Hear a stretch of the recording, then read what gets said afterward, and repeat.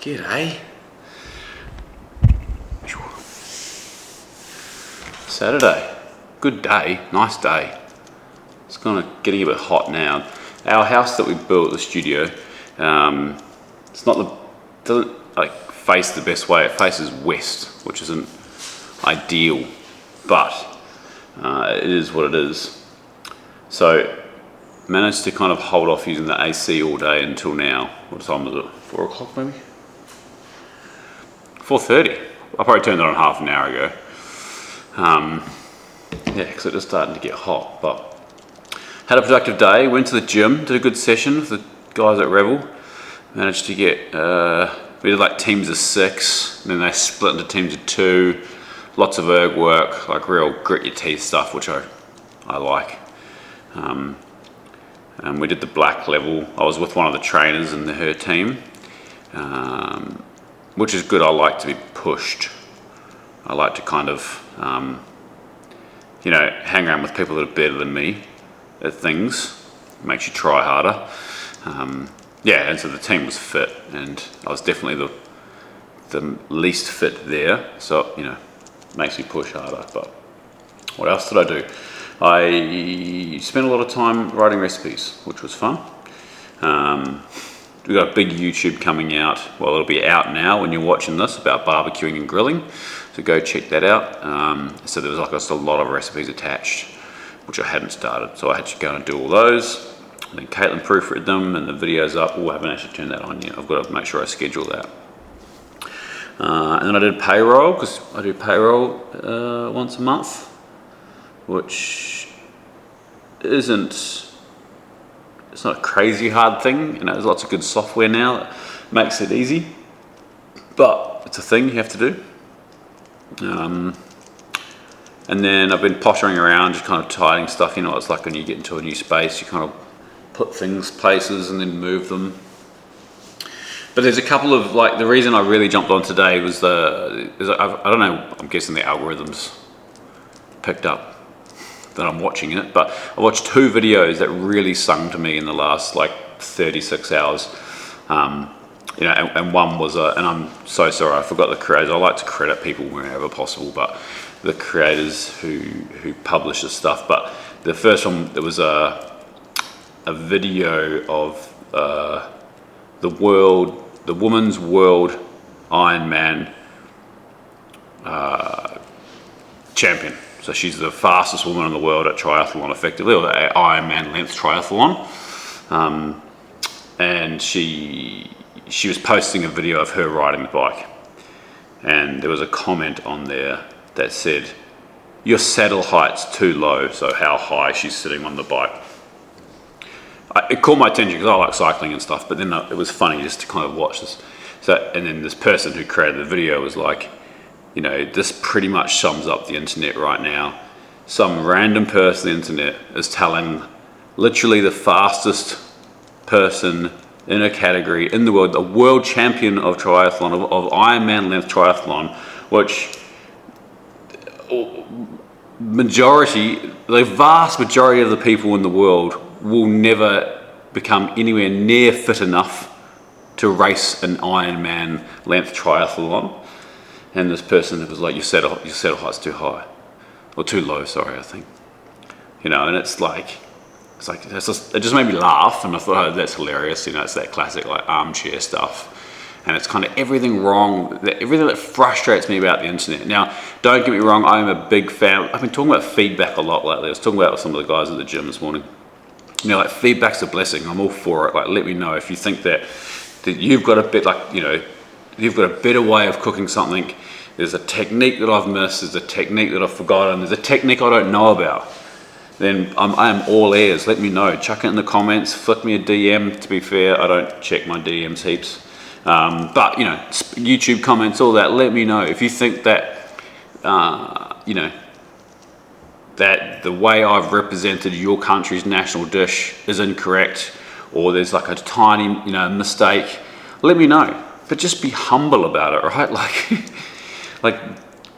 People are trying it, and it's there's so much misinformation. There's another one this morning, and I've seen this video a couple of times actually, And there's a guy who, I don't know his name, but he just goes around and scaremongers people on food and like really stupid things. You know, he's like, spinach is bad for you and oats are bad for you. You know, and it was this video. It was like, there's like 2 videos. One of him going, oats are bad for you. It's disgusting food and it's, you know, toxic and all this absolute bollocks, like just rubbish. And then below it's, you know, Elliot Kipchoge, the fastest marathoner in the world. Not only the fastest marathoner in the world, the guy's like in his 40s and he's still, you know, he runs like 2-hour marathons, right? Like there was no competing with him. The guy's the fastest there ever has been, and doesn't look like there's going to be, you know, anyone to challenge him for a wee while yet. And it's like, what do you like to eat for breakfast, Elliot? And he's like, oats. You know, and it's like, the amount of kind of, it's just crazy that people are spewing misinformation and getting away with it, and it's so concerning because people believe it. You know, people believe what they want to hear. Now, I am not a nutritionist. I never have claimed to be a nutritionist, and I'm not I don't like to scaremonger on food. I don't like to you know, to kind of delve into that world. That is not my area of expertise. So I stay well away from it. But I am a big fan and advocate for moderation. You know, like trust me, I love burgers. I've said this before, like recently, like I love burgers. I love pizza. I love, you know, fried chicken. I love chocolate. I love sweets. I love, like, you know, like those gummy lollies. I love them. All right, I just can't get enough of them. But I can't eat them every day, you know, like, or, you know, it's just not good for you, right? But the scaremongering with food especially is so damaging to people. It's like, you know, people got enough going on with their lives. I eat oats every morning because it's satiating. It keeps me full for a long time. There's nothing wrong with them. But I guess I'm kind of spewing off the point here. I just think that, you know, as much as I love the internet and it's given me the opportunity to have this really cool kind of job, you know, I also get really frustrated by it sometimes, you know, and it's like, but in all honesty, I lean into it myself sometimes too. You know, like I posted a video last night about the kiwi pav, right? So if anyone's on here and you don't know what the hell I'm talking about, is a dessert called a pavlova, which is meringue and cream and fruit. Kiwis and Aussies have argued over it for decades over who invented it. You know, the truth is, it doesn't really matter, and I don't particularly care. But, you know, I wanted to do it. A pav is something that's very common to be eaten at Christmas time or like with Christmas Day. So I wanted to do a pav recipe, and I thought, well, how do I make an engaging video? It's like, well, we'll get people arguing in the comments about who invented the pav. So you come out and you make a claim like, the kiwi pav, it was invented by New Zealanders, not Australians, you know. And of course, the comment section lights up, you know. You know, and what would have been really controversial and really got the comment section going is that you claim that it was actually an Aussie event coming from a Kiwi. That would have become even more controversial. But you can kind of see how people get to that point where they just start saying more and more crazy things because they're just, you know, trying to carve out their way on the internet, and there's no moral compass of where they're going wrong. You know, and then you also wonder, is there people that you know, do they actually believe this stuff? You know, does the guy that sits there and goes and thinks that oats and spinach are really bad for you, does he actually believe it? You know, does he, or is he doing it to try and create attention? Because he's been busted a few times, right? Like, there's, you know, doctors have come on and said there's, you know, countless research that says otherwise. But he still keeps preaching it. But it's funny as humans, right? Like, and the older I get and the more time I spend online, the less I engage. You know, when I first started, it was like people would say stuff that was incorrect in the comments. You know, the classic, you overcooked that. comment on a piece of meat, not arc up and start commenting, and now I just leave it. Like, I think Keanu Reeves said, I'm at the point in my life, or I'm at an age in my life where I don't bother arguing with anyone anymore. If someone tells me that 4 times 4 is 103, I just say yes and carry on with my day. And I really like that quote. I think that's really, it's a good pragmatic way of looking at it, right? Like, because there is no convincing people sometimes. But I think there's a difference between when people genuinely believe something and are passionate about it, or if people are just genuinely spreading false information for views. There's a fine line and a balance, I think, between those two, and often I think they get mixed and blurred. Because we all do it. Someone commented on one of my videos, like, I can't remember what video it was. They said, something about, well, if this video isn't kind of clickbaity and just trying to get views, I don't know what is. And it made me laugh. It was like, of course I'm trying to get views, right? Like, that's kind of my job, right? Like, my KPIs, or my key performance indicators, are really clear every morning. It's like, how many new followers have we got overnight? How many views did our videos get overnight? And it's a direct correlation of how well we're doing as a business as to how well that's going.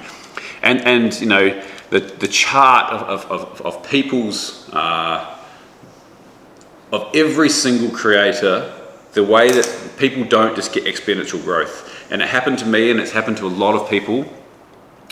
When you first have a big explosion of growth, you think that's it. You think, I'm on this trajectory forever. Then it slows down, your heart starts to break. You go, what is going on? What have I done? I haven't changed anything. What's going on? It's the algorithm, it's this, it's that, and you start questioning everything, right? And you can see why people start kind of doing crazy or just saying stuff for views, because it's so emotional, right? Like, there was a month, and I think it was, I could be wrong, I think it was August 2022, that we grew 400,000 followers on every single platform: YouTube, Instagram, TikTok, Facebook.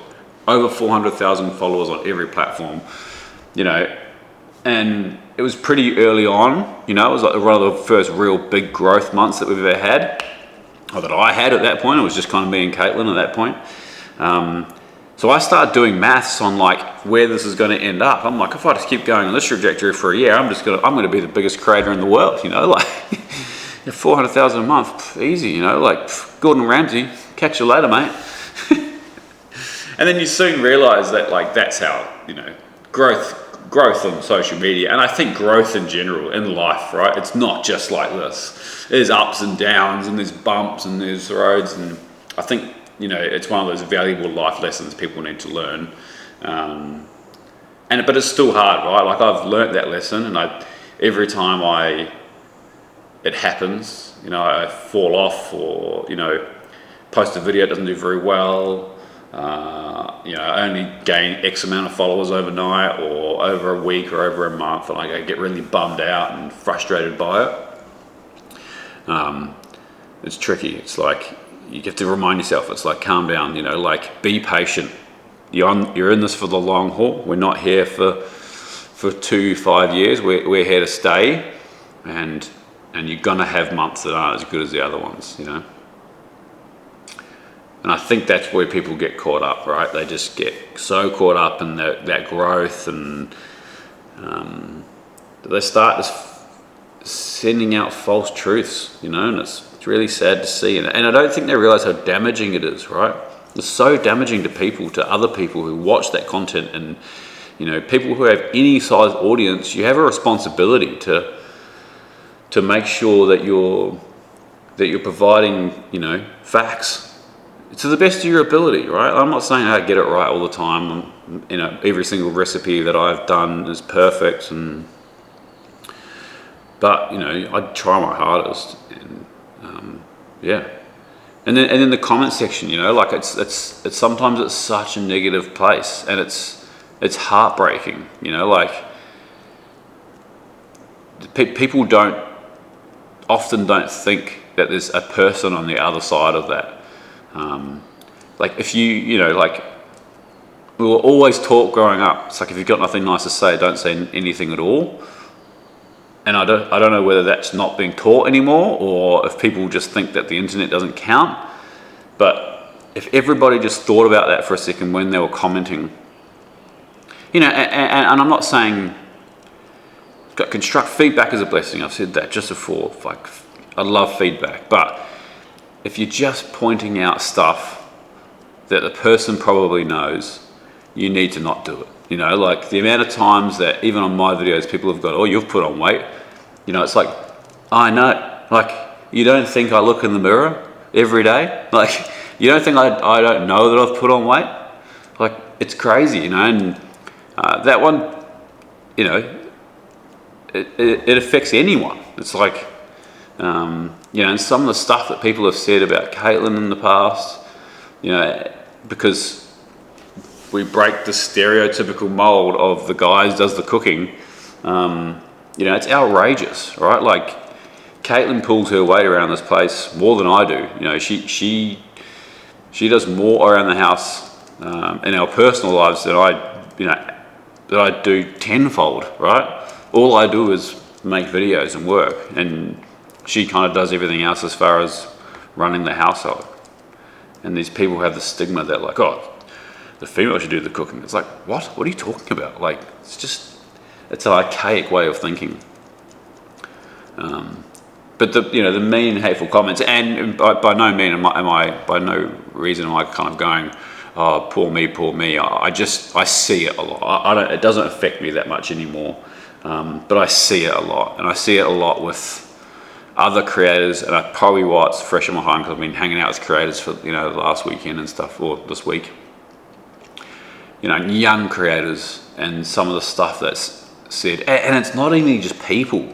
You know, it's like publications that come out and say, oh, you know, this person needs to have their teeth done, or this person's, you know, cheating on this person. It's like, what? Without any facts at all. There was a couple of, you know, I'm not going to go into details because I don't think it needs any more attention than it's already had, but a publication we've been talked about a couple of times this week have just come out and said really incorrect things about people in the public, you know, in the public space that are just flat out not true, right? And they can just they just get away with it. And people come out and have to go and go, oh, you know, this so-and-so said this and it's not true and blah, blah, blah. It's like, it's just ridiculous.